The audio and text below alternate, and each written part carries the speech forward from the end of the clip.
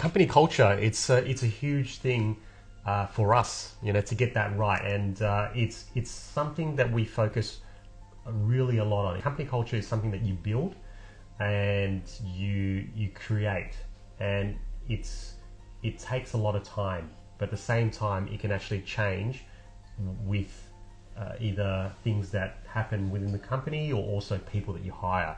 So yeah, it's a really interesting topic. So what are your thoughts on that, Iris? Oh, it's such a exciting questions to ask for anyone that's trying to get into and trying to adapt into a new work environment. The first things that I would suggest is actually taking the time to understand the company first.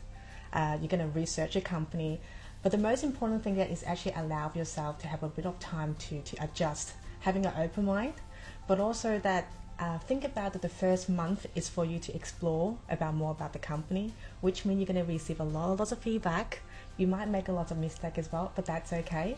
Bear in mind that it is something that is new. Just having the open mind to accept the new feedback and everything else, and I think that's probably one of the most important things that I would highly recommend for anyone that want to change some of the new environment. Yeah, look, when you're doing the recruitment, you do assess from both ends, right? You're assessing if the role or the company is right for you, and it's exactly the same as the employer as well. And it's something that we're trying to make it like it's a beautiful relationship, but it's at the same time, when it doesn't work, you shouldn't just force it, because it's something that can't be forced. It just starts to crack. You start to feel from both ends there's going to be tension, or there's going to be issues, and when that happens, it's all about, okay, when do you cut the ties? And there's no right time or wrong time. It's better to be too short rather than staying there a lot longer and just trying to push through and both sides are unhappy. So that's what I'd say. What are your thoughts on that? Yeah, definitely. And I think asking right questions too. Asking many questions if you're unsure